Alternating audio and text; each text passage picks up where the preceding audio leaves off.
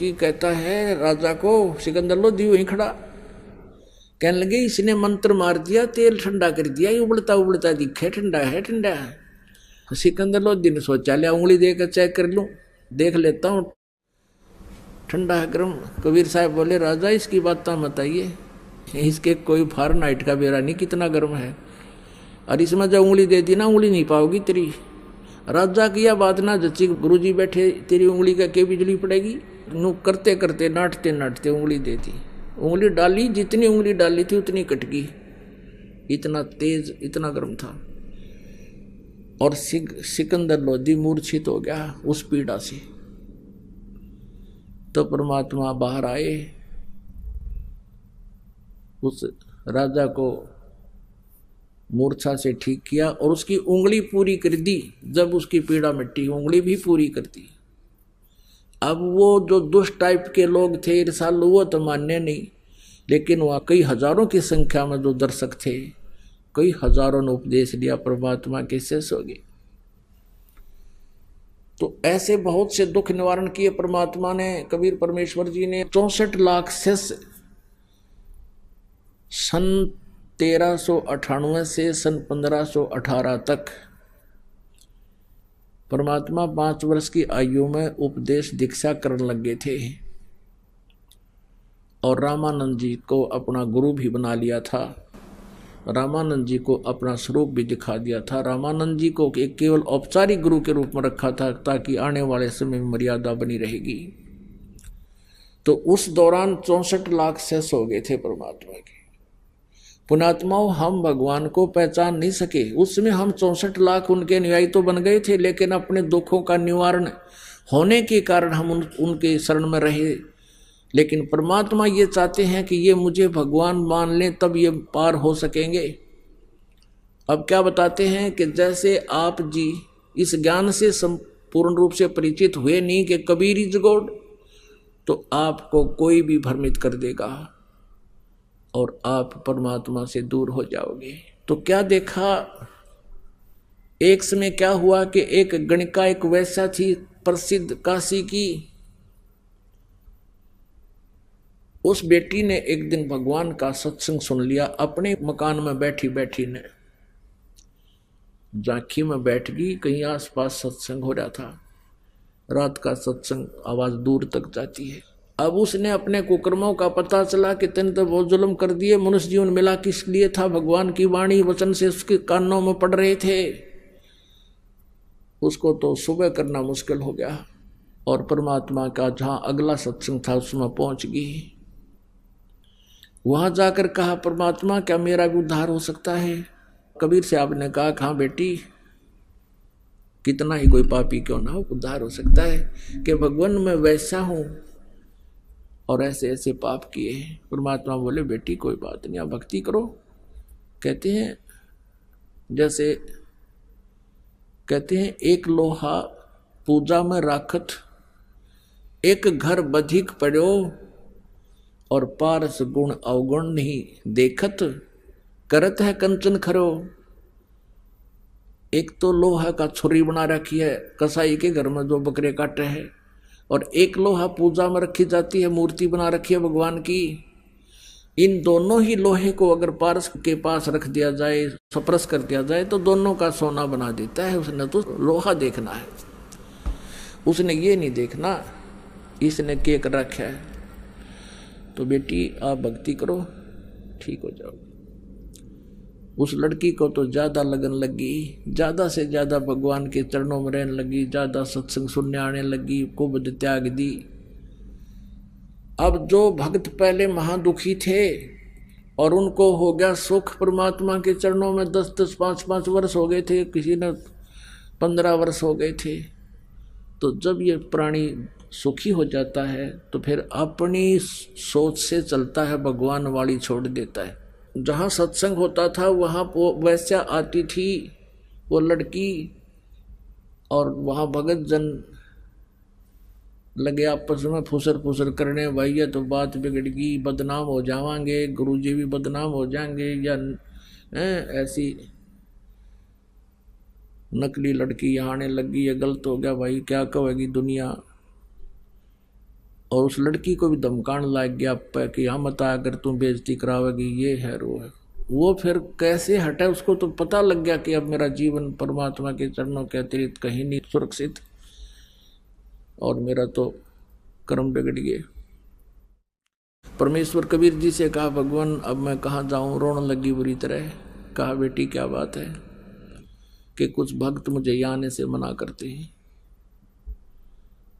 कहते हैं तू बदनाम औरत है, गुरुजी को बदनाम करेगी, ये करेगी। तो परमात्मा ने सत्संग के माध्यम से बहुत प्रकार से समझाने की चेष्टा की कि भाई कोष्टी होवे संत बंदगी कीजिए, हो वैसा के विश्वास चरण चित दीजिए। यदि कोई भक्त का कोड भी लाग रहा हो या कोई और महाकष्ट हो, उसे नफरत ना करना, क्योंकि वो भक्त है। और इसी प्रकार यदि वैश्या को भी भगवान का विश्वास है, वो भक्ति करने लगी है, तो उसको भी आदर की दृष्टि से देखना, उसे नफरत ना करना। बहुत से उदाहरण भी दिए, लेकिन हम ढीठ हो जाते हैं, अपनी बुद्धि को ऊपर ही रखते हैं। और यही कारण था कि हम सुखी होने के कारण परमात्मा के शिष्य बन गए, हमने उस भगवान को पहचाना नहीं। फिर परमात्मा ने पता चला कि ये देख लेता हूं, ये 64 लाख का टोल इकट्ठा हो गया, इनको मुझ पर विश्वास भी है, या वैसे ही ये झुंड का झुंड इकट्ठा हो गया, क्या ये मुझे भगवान भी मानते हैं या केवल अपने सुख प्राप्ति के लिए ही मेरे साथ घूम रहे हैं। और जब तक कहते हैं गुरु मानुष कर जानते, ते नर कहिए अंधे, ओवै दुखी संसार में आगे यम के फंदे। अब वो परमात्मा क्या करते, उस लड़की के घर पर चले जाते, अगले बेटी यहां तो कोई मना ना करेगा तुझे, और वहां बैठ जाते आंगन में, चारपाई पर बैठ जाते, लड़की जमीन पर बैठ जाती, उसके दोनों गोडों पर पैर रख लेते परमात्मा, और गेट सामने वाला खुला छोड़ देते जो गली वाला था, और वो लड़की पैर दबाती, परमात्मा चारपाई पर बैठ जाते। अब वहां आस पास के व्यक्ति जाकर उनके चेला ने बताते कि देखो सारे गुरु वैसा के घर बैठे हैं, देखो किस अतिथि में। वो चेलों को देखा देखी वो लागे, फिर और ज्यादा ही फुसर फुसर होने लगी, भाई बात तो बिगड़ेगी या क्या होगी, कैसा हो गया। फिर परमात्मा कबीर जी ने सोचा कि ला एक कब सुर सुर सुर कहला सुसरी कह दूं। उन्होंने एक हाथी किराए पे ले लिया, और अपना एक साथी था उनका शिष्य रविदास जी, वो ज्यादातर इकट्ठे रहते थे। रविदास जी को परमात्मा पर ज्यादा विश्वास था। एक हाथी लिया किराए पर, और उस लड़की से कहा, बेटी तू मेरे साथ पूरे श्रृंगार करके और कल मेरे साथ आना, मेरे साथ चलना तूने। वो लड़की कहने लगी, पिताजी जैसे आप आज्ञा दोगे, ये आपका, आप ही की बेटी, आप ही का शरीर है। रविदास जी से कहा कि तू मेरा ड्राइवर बन जाना, और चलो कल सैर सपट्टा करते हैं। एक बोतल में गंगा जल भर लिया सफेद, और हाथी पर बीच में तो बैठ गए कबीर जी, पाछे बिठा ली वह लड़की वैश्या जो सुप्रसिद्ध थी, सब जाने थे लोग काशी के, और आगे रविदास जी ड्राइवर हो गया हाथी के। और लड़की के ऐसे कंधे पे हाथ रख के, और वो गंगा जल पियो नो जैसे शराब पिया करता आदमी, और नो झूठ रे परमात्मा। और हाथी स्टार्ट कर दिया, मेन बाजार में काट दिया। अब जो सा भी देखा, यो कौन है, जुल्म कर दिए, बस हरियाम वैश्यावर्ती शुरू होगी। कौन है यो, काशी वा, वो कबीर है दानक दुल्हा। और वो जो चेले थे वो बाजार में भी बहुत गणे थे, उनको बुलाओ, उनके दूसरे दुकानदार कि आजा दिखाऊंगा तुम्हारे गुरुजी के करतूत। अब वो देखे चेला, नो का मत एक दिन गया था बस, मैं कभी नहीं जाया करता। दूसरे को लाए बुला के, ने बोला मुझे तो रघुवीर ले गया था एक दिन, मैं तो को नहीं वहां नहीं जाता था, छोड़ रखा मैंने। ऐसे कहते हैं वो 64 लाख के 64 लाख परमात्मा से दूर हो गए। अब क्या बताते हैं, बड़ुआ भड़ुआ सब कहें और कोई न जाने खोजे, दास गरीब कबीर करम ये बांटे सिर का बोझे। अब सब ने कहे तो भड़ुआ है, नीच है, ऐसा है, गंदे कर्म करता है, देखो शराब पी रहा सरेआम, इसको पता भी नहीं तू कहाँ घूम रहा है। गरीबदास जी कहते हैं वो मूर्ख लोग तो बड़ुआ कह रहे हैं, लेकिन परमात्मा अपने सिर का वजन तार रहे हैं कि 64 लाख का जो वजन रख लिया, और इनमें यदि शेष हैं तो गुरु जी में कभी अविश्वास नहीं हो सकता और वही पार हो सकते हैं। तो इस प्रकार वो 64 लाख के 64 लाख शेष परमात्मा से दूर होगी। उनमें से 2 अर्जुन और सरदुन नाम के थे, वो बाहर गए हुए थे। उसमें जो परमात्मा ने लीला की वो वापस आए। शिष्यों ने कहा भाई गुरु जी ने तो सारा काम बिगाड़ दिया, भाई गुरु जी तो शराब पीने लग गए और ऐसे ऐसे सारी कहानी बताई। तो वो कहने लगे रे तुम्हारी जबान कट जाएगी, ऐसा मत बोलो, हम जानते हैं उनको, तुम समझे नहीं हो। अब 1 2 20 30 50 100 1000 लाख आदमी एक बात कहे, कह रहे तो हम सच्ची कहे, हमने क्या देखा, तो उन वो भी डगमग हो गए। कहने लगे तू देख लिया श्याम ने उस वैसा के घर बैठे पाऊंगी। वो दोनों शाम को गए तो परमात्मा ने उनकी भी वो रह रहे थे पिछोड़ मारनी, वही पोजीशन उस दिन बना ली, बेटी सामने बैठी। तब अर्जुन सरदन भी नो कहने लगे गुरु जी यहाँ ना बैठा करो तुम, ये तो एक बदनाम औरत का घर है। तब परमात्मा ने कहा अर्जुन सरदुन तुम मेरे शिष्य नहीं मेरे गुरु बन गए, क्यों मुझे सलाह देने लगे, भाग जाओ यहाँ से, सतगुरु यहाँ ना बैठियो, ये द्वारा है नीच। अर्जुन सरजुन ठा हरे सतगुरु की प्रतीत, ऊंच नीच में हम रहें ये हाड चाम की दे। अर्जुन सरजुन समझियो तुम करियो शब्द सने। अरे बोले आदमी हम तो सब जगह व्यापक हैं, हमें पता है ये क्या सांग है, ये हमारा बना हुआ हाड और मांस है, तुम अपनी भक्ति कर दो, नाम दे रखा कल्याण करवा लो चुप करके। फिर उनकी बात समझ में आ गई तुमने तो गलत कर दिया। फिर चरण पकड़ लिए, प्रभु हमें क्षमा कर दो। परमात्मा बोले बेटा अब तुम्हारे अंदर वो बात नहीं रह सकती जो पहले थी, तुम्हें दोष आ चुका है और ये दोष नहीं आना चाहिए। कि अब तुम मुझसे दोबारा उपदेश भी ले लोगे तुम पार नहीं हो सकते। तो इस बात से वह बहुत दुखी हो गए। हे भगवान फिर पता नहीं कब मनुष्य जीवन मिलेगा। बुरी तरह रोने लगे, न टक्कर मारने लगे मालिक के चरणों में जमीन पर कि हमारा क्या होगा, फिर ना जाने कब जन्म होगा, कब आप जैसे महापुरुष मिलेंगे।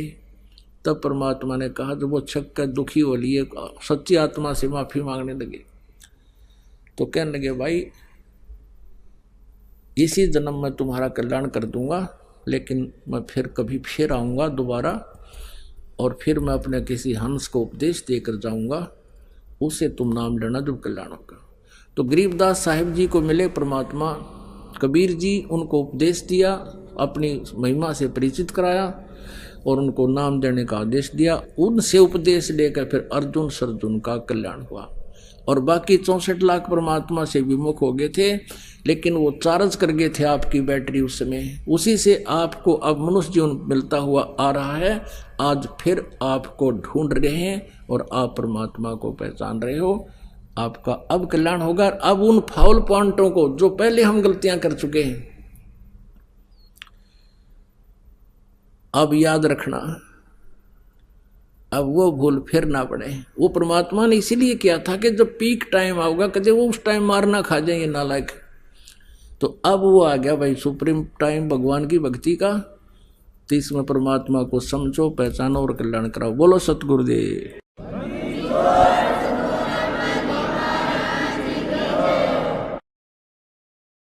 परम पिता परमात्मा पूर्ण ब्रह्म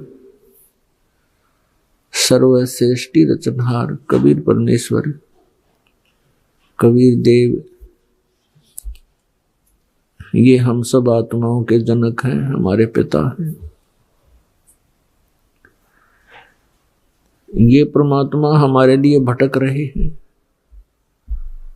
क्योंकि हमने गलती की थी। उस गलती के कारण हम ऐसे स्थान पर आ गए, यहां से वापस जाना हमारे बस से बाहर की बात है। यहां से बाहर समर्थ ही निकाल सकते हैं। समर्थ केवल परमात्मा ही है।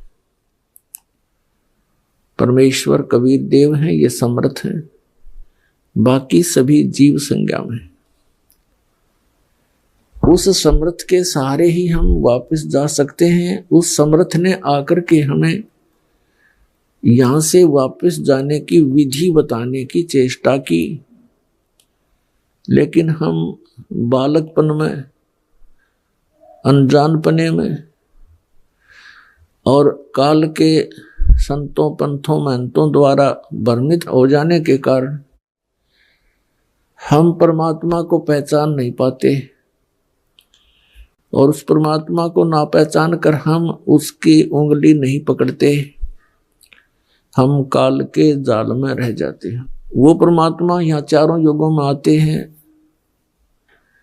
और प्रत्येक युग में वो ऐसी लीला करते हैं, और उन लीलाओं की जानकारी जो भगवान किया करता है हमारे सदग्रंथ पवित्र वेद बताते हैं, और अन्य जो ग्रंथ बने हैं जैसे पवित्र 18 पुराण, ये अनुभव है उन ऋषि महर्षियों का जिनको परमात्मा प्राप्ति हुई नहीं। और जैसे संतों की वाणी है, जिनमें कौन कौन से संत हैं जिनको परमात्मा प्राप्ति हुई है, और उनके विषय में दास को जानकारी है। आदरणीय धर्मदास साहिब जी, आदरणीय मलुकदास साहिब जी, आदरणीय नानक साहिब जी, आदरणीय दादूदास साहिब जी, आदरणीय गरीबदास साहिब जी, गांव छुरानी, जिला दद्दर, हरियाणा प्रांत वाले, आदरणीय गीसा दास साहिब जी, गांव खेखड़ा, जिला मेरठ, उत्तर प्रदेश, भारत वाले। इन महापुरुषों के जो अमृत वचन हैं, ये परमात्मा प्राप्त हंस हैं, परम हंस हैं। इनके जो वचन हैं और जो वेदों के कथन हैं और जो श्रीमद् भगवत गीता का जो वर्णन है, इन सब का एक मेल है। क्योंकि पवित्र श्रीमद् भगवत गीता पवित्र चारों वेदों का ही सारांश है, और पवित्र कुरान शरीफ, पवित्र बाइबल, ये इन कुछ अंश इनका गीता, वेदों और महापुरुषों की वाणी से मिलता है, शेष नहीं मिलता।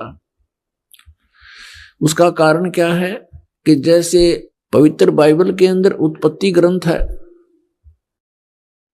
उत्पत्ति ग्रंथ का जहां तक 6 दिन में सृष्टि रचकर 7वें दिन तख्त पर जा विराजे परमात्मा पूर्ण ब्रह्म, जहां तक वो ज्ञान है वो बिल्कुल सत्य है। वेदों और गीता और उनसे मिलता है महापुरुषों की वाणी से। उसके बाद परमात्मा पूर्ण ब्रह्म तो अपने निज स्थान पर विराजमान हुए। उसके बाद यहाँ की बागडोर काल ने संभाल ली, ब्रह्म ने। आगे का शेष वर्णन वही पुराणों के सत्र का है पवित्र बाइबल में। ऐसे ही कुरान शरीफ में कुछ आयतों के कुछ अंश पवित्र वेदों से, पवित्र महापुरुषों की वाणी से मिलते हैं, और शेष वही पुराणों सत्र का उसमें ज्ञान है। तो ये सभी सदग्रंथ आदरणीय हैं, लेकिन परमात्मा पाने की विधि जब तक हमें नहीं मिलेगी तो हम मोक्ष प्राप्ति नहीं कर सकते। तो परमात्मा ने स्वयं आकर के जो यथार्थ ज्ञान दिया, ऐसा ही वो देते हैं, ऐसा ही करते हैं। चारों युगों में परमात्मा आते हैं, अपना यथार्थ ज्ञान बताते हैं। सतयुग में परमात्मा आए थे सत्सुकृत नाम से, और ऐसे जो प्रत्येक युग में वो लीला किया करते हैं, ऐसी लीला की थी। सतलोक से चलकर आए, एक सरोवर के अंदर कमल के फूल के ऊपर विराजमान हुए, वहां से एक निसंतान दंपत्ति उनको उठा ले गई। परमात्मा ने आहार नहीं किया। कुंवारी गाय का दूध परमात्मा की कृपा से ही गाय ने दूध दिया, बछिया ने वो दूध पान किया। तो प्रत्येक युग में परमेश्वर कबीर जी ऐसी ही लीला करते हैं, और वो सतलोक से चलकर आते हैं, शिशु रूप धारण करते हैं, जल के ऊपर विराजमान होते हैं, जिस कारण से इस परम अक्षर ब्रह्म को, सत्य पुरुष को, कबीर देव जी को नारायण भी कहा जाता है। उस पूर्ण परमात्मा की उपमा के आधार से यहाँ के अन्य भगवानों को भी नारायण कहने लगे। जैसे भगवान विष्णु जी शेषनाग की सैया पर विराजमान होते हैं, जिस कारण से कहते हैं ये नारायण कहलाते हैं। पुण्यात्माओं, गृह मंत्री तो भारत सरकार का भी होता है, और गृह मंत्री एक प्रांत सरकार का भी होता है। इसमें दिन रात का अंतर होता है। ऐसे ही इसको समझ लेना। अपने आत्माओं, परमात्मा चारों युगों में आते हैं। सतयुग में सत्सुकृत नाम से आए थे, और त्रेता में मुनिंदर नाम से, द्वापर में करुणा में नाम से,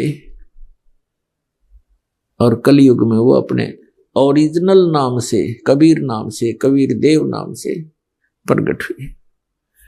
पुण्यात्माओं, ये कबीर नाम इतना पवित्र है, इसको स्वाभाविक भी अगर आपकी जुबान से उच्चारण हो जाए तो भी पुण्य आता है। ये इतना पवित्र नाम है। और कुरान शरीफ में तो यहां तक लिखा है कि ये एक कलमा है उनका, अल्लाहु अकबर, अल्लाह कबीर कहते हैं। ये मंत्र जो है, कलमा माने मंत्र, ये ऐसा मंत्र है आसमान के सभी दरवाजों को खोल देता है। अब कहने का भाव ये है कि इन महापुरुषों को जो ज्ञान हुआ हजरत मोहम्मद जी को, वो अधूरा ज्ञान था। अधूरे का मतलब है जैसे कुरान शरीफ सूरत फुरकानी 25 और आयत नंबर 52 से 59 तक कुरान शरीफ के ज्ञान देने वाले अल्लाह ने अपने द्वारा भेजे गए उस पैगंबर नबी को, यानी हजरत मोहम्मद जी को संदेश दिया है। आयत नंबर 52 में कहा है कि मैं जिस कबीर अल्लाह के विषय में तुझे बताने जा रहा हूं, तू मेरी हिदायत पर विश्वास करना। और ये काफिर इस कबीर को अल्लाह नहीं मानते, ये तो अन्य देवी देवताओं तक सीमित है। इनके साथ तू संघर्ष करना। संघर्ष का, जिहाद का अर्थ कोई खून खराबा, लड़ाई झगड़ा, लठ बजाना नहीं। जिहाद का अर्थ है संघर्ष करना। इनकी बातों में मत आना, मेरे द्वारा दिए गए ज्ञान पर दृढ़ रहना। इतनी सी बात है। तो क्या बताया कि मैं जिस कबीर के बारे में जिक्र कर रहा हूं, ये सुप्रीम पावर है, और ये वही परमात्मा है जिसने 6 दिन में सृष्टि रची, 7वां दिन तख्त पर जा विराजा। और ये वही परमात्मा है जिसने पृथ्वी बनाई, पृथ्वी के अंदर मीठा खारा जल भर दिया। और ये वही कबीर परमात्मा अपने भक्तों के पापों को नाश कर देता है। और ये परमात्मा वही है जिसने 6 दिन में सृष्टि रची, 7वां दिन तख्त पर जा विराजा। ये अल्लाह कबीर है। और इसकी खबर किसी बाखबर से पूछो पुण्यात्माओं, सदग्रंथों को समझना जीव सतर का काम नहीं है। जिस पर परमात्मा की कृपा हो उसकी बुद्धि को खोल देते हैं, नहीं तो काल ने सबकी बुद्धि को बंद कर रखा है। उसने रिमोट अपने हाथ में रखा है। और जब परमात्मा परमेश्वर कबीर जी की कृपा होती है जिस प्राणी के ऊपर, वही फिर इन गुड़ रहस्यों को समझ और समझा सकता है। इस दास पर दया करी परमात्मा ने। आप पुण्यात्माओं के लिए कि इन सदग्रंथों में दबे खजाने को खोलने की वो की मुझे दे दी, वह चाबी दे दी, ताकि मैं आपके रूबरू खजाना कर सकूं। इसमें स्पष्ट किया हुआ है कि पूरा मुसलमान समाज ये कहता है कि जो कुरान शरीफ का ज्ञान दिया वो हमारा भगवान है, अल्लाह है, खुदा है। और वो इसी को बड़ा अल्लाह कहते हैं कि सबसे बड़ा यही है। अब कुरान शरीफ के ज्ञान देने वाला तो स्पष्ट कर रहा है कुरान शरीफ में सूरत फुरकानी 25 आयत नंबर 59 में कहता है कि वो परमात्मा जिसने 6 दिन में सृष्टि रची, 7वां दिन तख्त पर जा विराजा, वो परमात्मा है कबीर। और उसकी खबर किसी बाखबर से पूछो। इससे सिद्ध हो गया कि कुरान शरीफ के ज्ञान देने वाला अल्लाह से भिन्न है वो सुप्रीम पावर। तो इस दृष्टिकोण से दास कहता है कि हजरत मोहम्मद को जो ज्ञान प्राप्त हुआ वो कंप्लीट नहीं है। इसी प्रकार श्रीमद् भगवत गीता अध्याय नंबर 4 के श्लोक नंबर 34 में गीता ज्ञान दाता ये वही ब्रह्म है जो कुरान शरीफ का ज्ञान हजरत मोहम्मद को दे रहा है। यहां गीता का ज्ञान श्री अर्जुन जी को दे रहा है श्री कृष्ण में प्रवेश करके। इसमें भी कहा चौथे अध्याय के 34वें श्लोक में गीता जी में कि उस तत्व ज्ञान को जो परमात्मा ने स्वयं आकर के कहा सुनाया है वो तत्व ज्ञान है। उस तत्व ज्ञान को किसी तत्वदर्शी संतों के पास जाकर पूछो, मैं नहीं जानता। और उनको दंडोत प्रणाम करने से तत्वदर्शी संत तुझे उस परमात्म तत्व का ज्ञान कराएंगे।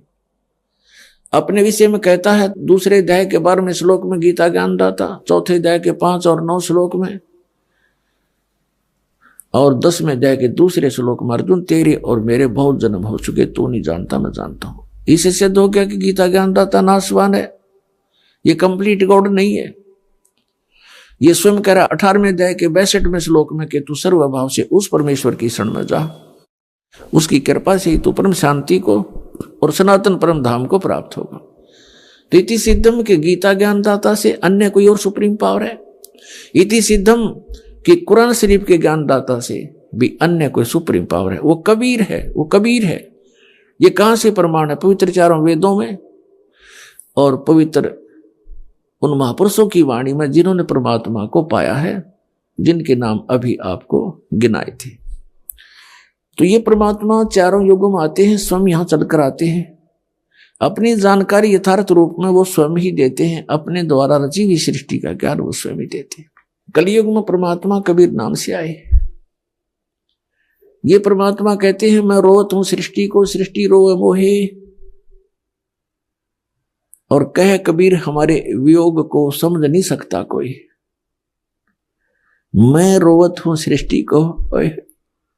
परमात्मा कहते हैं कि मैं अपने बच्चों को रो रहा हूं, इनके लिए भटक रहा हूं कि किसी प्रकार इनकी आंखें खुल जाएं, इनको ये शुद्धि आवे, ध्यान आवे कि तुम कहां पड़े हो इस गंदे लोक में। सारा जीवन बर्बाद कर देते हो, माया जोड़ जोड़ के कोठी बंगले बना बना में अनमोल मनुष्य जीवन बर्बाद कर देते हो। 1 मिनट में मृत्यु हो जाती है, मकान पूरा हुआ नहीं मृत्यु हो जाती है। तो शर्मा मारेंगे उस मकान का जिसका हमें ये भरोसा नहीं कि कल क्या हो जाए जीव के संग में। और जो मूल कार्य था जीवन का, इस मनुष्य जीवन का, वो हमसे भुला दिया। एक फिर ऐसा माहौल बना दिया काल भगवान ने। आप देखते हो कहीं पर कोई ताश खेलकर अपना जीवन नाश कर रहा है, इतने अनमोल जीवन को, इतने अनमोल जीवन को, और बांके बाड़े खो रहे हैं बगैर ज्ञान के। पुणात्माओं आप भी ऐसे ही थे, हम भी ऐसे ही थे। और जिस दिन से परमात्मा के ज्ञान की रोशनी हुई है, उस दिन से वो दिन याद है जिस दिन से ये संदेश मिला था भगवान का, ये मार्ग हमें प्राप्त हुआ। तो इस प्रकार इस ज्ञान को आपसे प्रार्थना है जनसाधारण तक भी पहुंचाओ। अपने भाई बहन, रिश्तेदार, अड़ोसी पड़ोसी, ग्वांडी सबसे प्यार से समझाने की चेष्टा करो। ये महाउपकार का कार्य है, महापरोपकार का कार्य है। अपने जीवन को हम नष्ट कर रहे हैं और हम भूल गए उस मार्ग को, भूल गए हम इस मनुष्य जीवन के मूल कार्य को। तो उसको बताने के लिए स्वयं परमेश्वर आते हैं।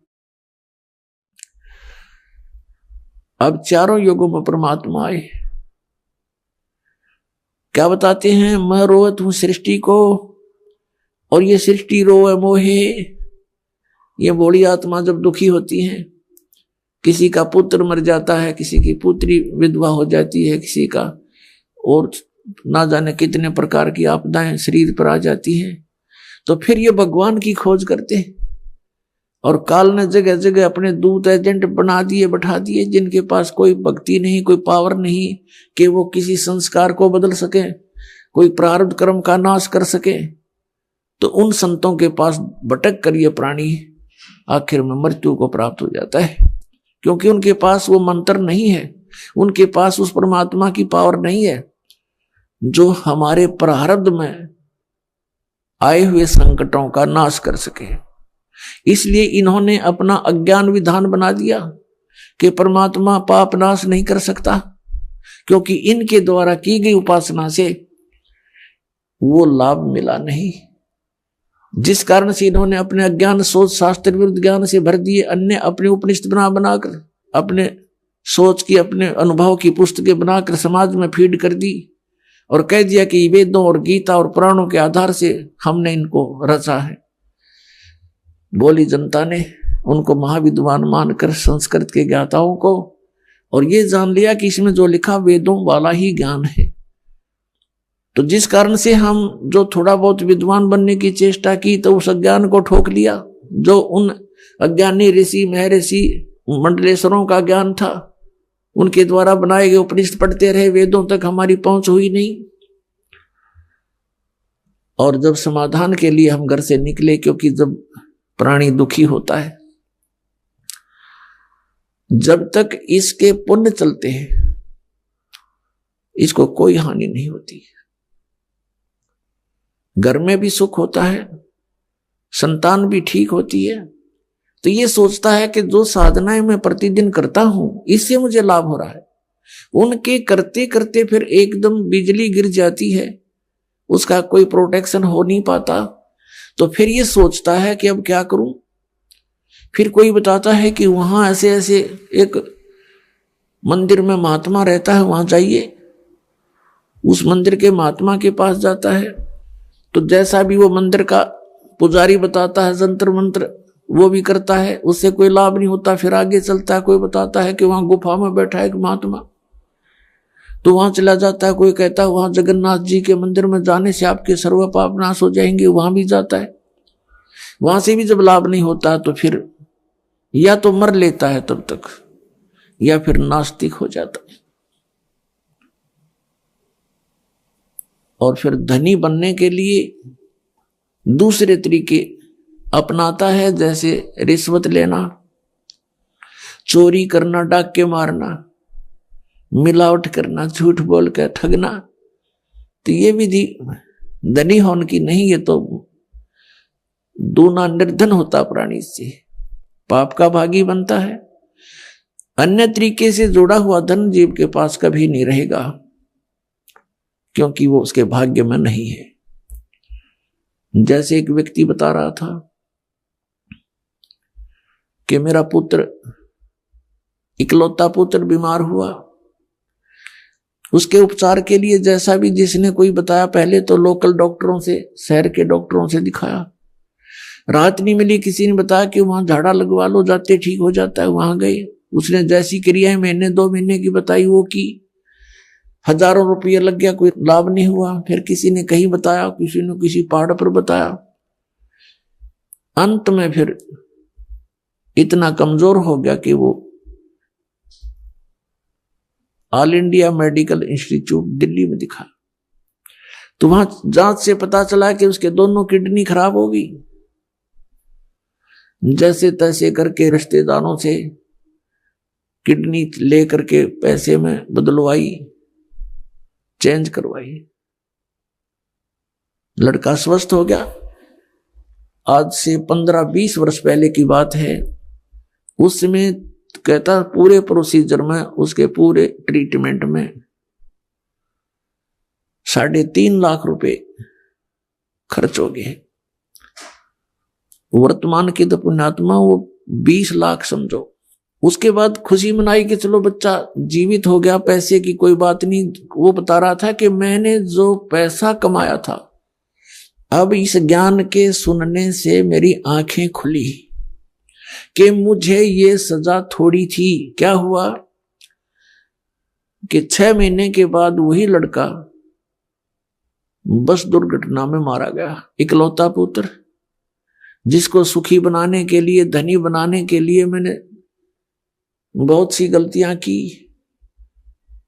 2 के 20 बना करके वस्तुएं बेची, कोई नकली कोई असली बेची।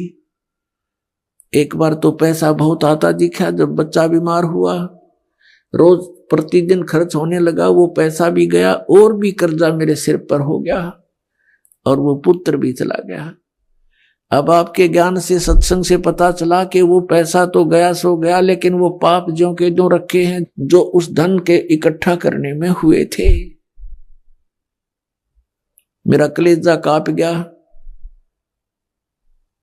आज आपके वचन, परमात्मा के वचन सारे साची लगे, और जब तक मैं सुखी था मेरे कान्ना में भी प्रवेश नहीं होते थे। मैं राम नाम को सुनकर प्रसन्न नहीं होता था, क्योंकि मैं सुखी गना था।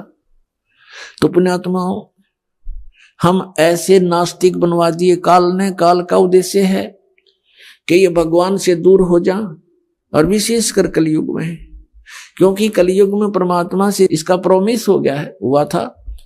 इसने खुद अपने मुख से कहा है कि आप कलयुग में कितने प्राणी ले जाना, 3 युगों में जीव ना ले जाना भगवान। परमात्मा को पता था इस बात का कि सतयुग त्रेता द्वापर में इनके पुण्य कर्म गणे रहेंगे, और जब तक प्राणी के पुण्य कर्म हैं ये सुखी रहता है, और जब तक ये सुखी है इसको भगवान की आवश्यकता कतई नहीं। जैसा, लेकिन आत्मा भगवान की भक्ति बिना रह नहीं सकती। तो जैसा भी ये समाज से या किसी अन्य व्यक्ति से जो ज्ञान सुन लिया भक्ति का, उस पर आरूढ़ होकर के साधना करता रहता है। वो सोच तो ये रहा कि इन साधनाओं से मुझे पुण्य हो रहा है, और वो हो रहा है उसके पूर्व जन्म से प्रारब्ध ही प्राप्त हो रहा है। तो जिस कारण से सतयुग त्रेता द्वापर तक ये प्राणी परमात्मा को चाहता नहीं, अगर उस ज्ञान से, उस मार्ग से हटकर भी बताना चाहे तो कति स्वीकार नहीं करता,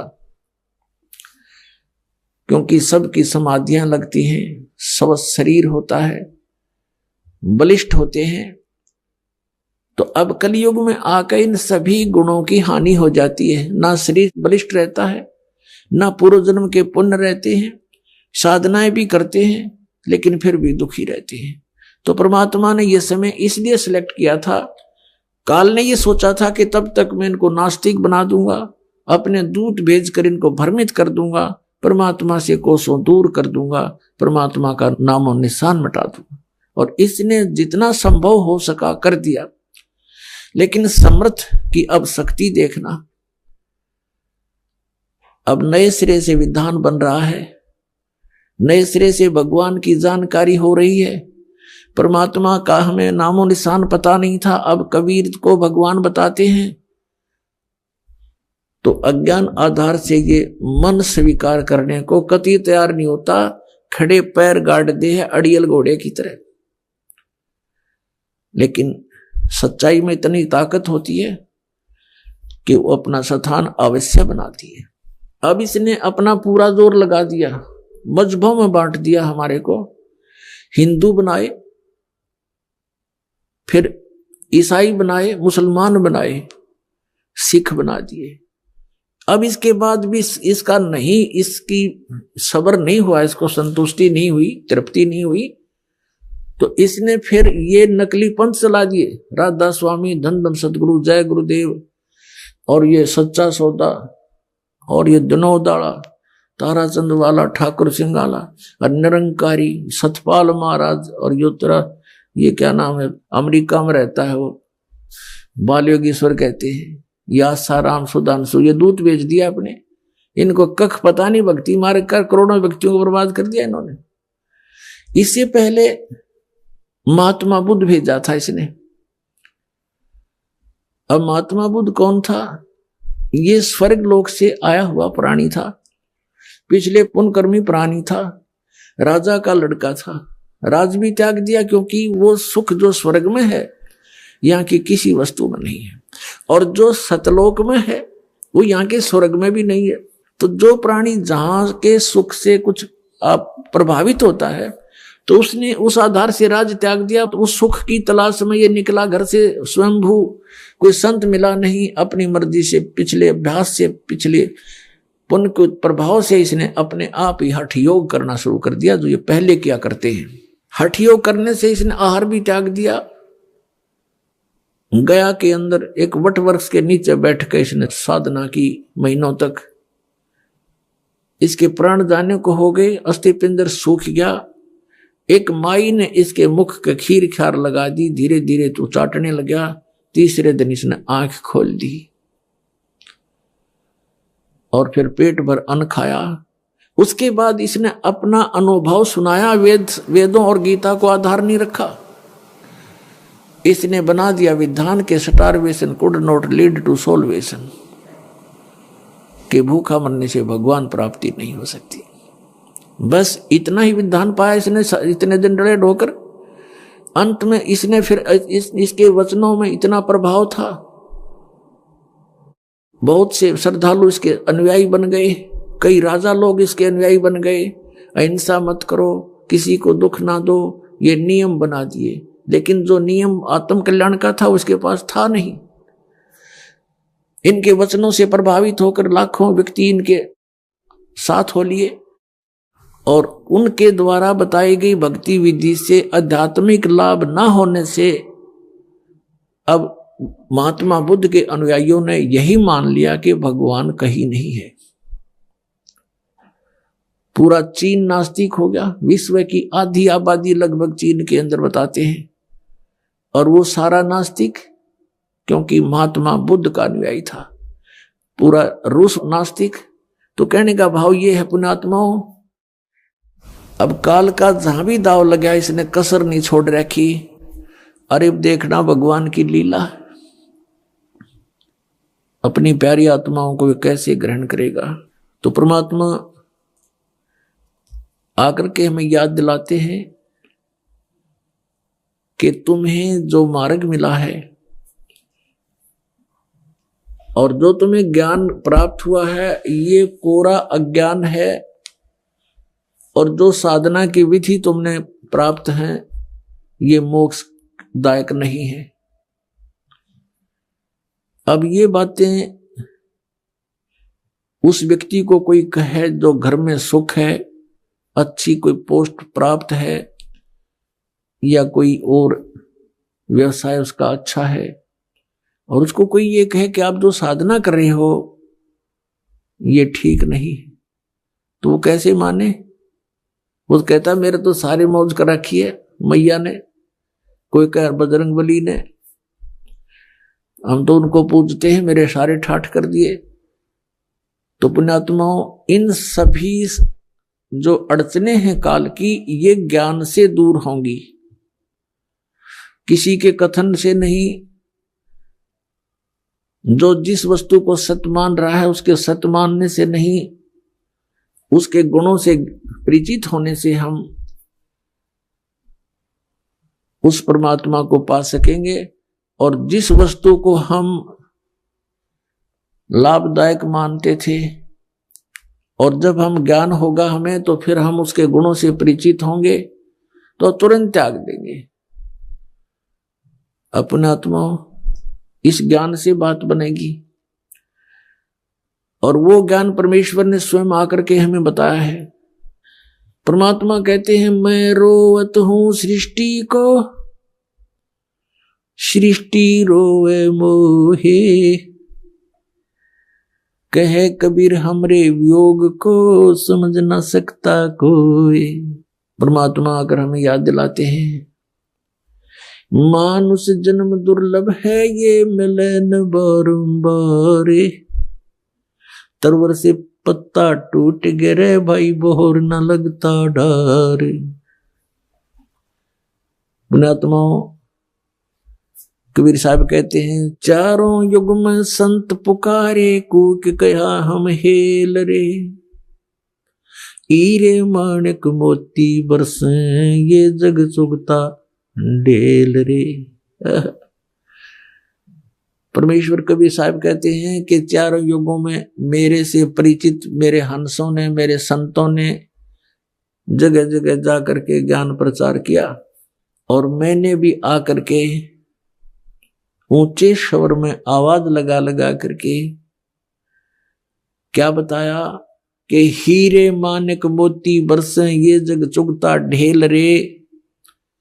हम उस सत साधना रूपी यथार्थ तत्व ज्ञान रूपी हीरे और मोती की वर्षा कर रहे हैं, और ये भोली आत्माएं इन काल के दूतों से ग्रहण अज्ञान के आधार से जो साधना कर रहे हैं वो कंकर और पत्थर डले इकट्ठे कर रहे हैं।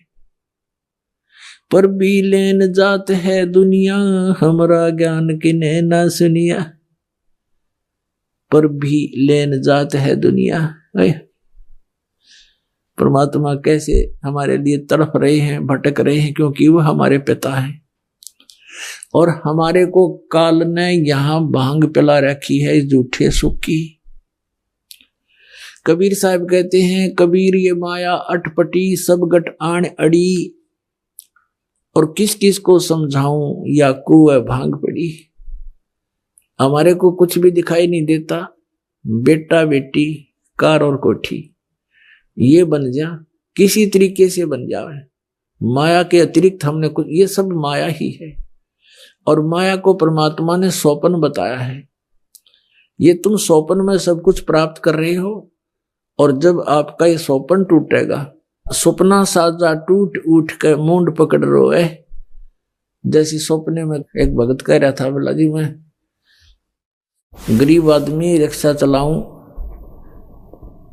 और सपना सारा दिन ये सोचूं अच्छा बढ़िया पैसे हो जाए मैं भी कार लूं, तो सपना ऐसा ही आ गया। कार जैसे कार ले ली और फुल स्पीड पर चला रहा हूं, आगे से ब्रेक लगाने लगा तो ब्रेक लगे नहीं, पैर गेला ने खूब जोर लगा दिया। पार्टी सी गुजरी थी, उसने पार्ट कर जाई न पैर पैर निकल गया। फिर एकदम आँख खुल गई, हर तरह के जो कहाँ तो कार है, हमारा रजाई और पाट ली कार के चक्कर में। तो ये स्वप्न है जिसको आप ये सब अपना समझे बैठे हो। जब ये स्वप्न टूटेगा तो यूं सोचेगा कौन बेटा था, कौन थी बेटी, कहाँ थी वो कार, किसकी थी वह कोठी। फिर तो काल के दूत आगे खड़े पाओगे लठले, अनु का आजा मेरे साथ साथ। तो परमात्मा क्या बताते हैं, आजा बंदे शरण राम की फिर पाछ पछतावेगा भाई। आजा बंदे शरण राम की फिर पाछ पछतावेगा भाई। आजा बंदे शरण राम की फिर पाछ पछतावेगा। बाड़ू की भीत पवन का खंबा कब लग खैर मनावेगा। हाँ, बाड़ू की भीत पवन का खंबा कब लग खैर मनावेगा। आजम तेरे घटने घेर तू राम कहन ना पावेगा।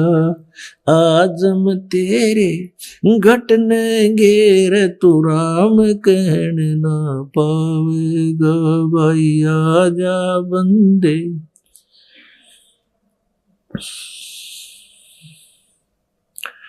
गाबाई आजा बंदे शरण राम की, फिर पाछ पछतावे।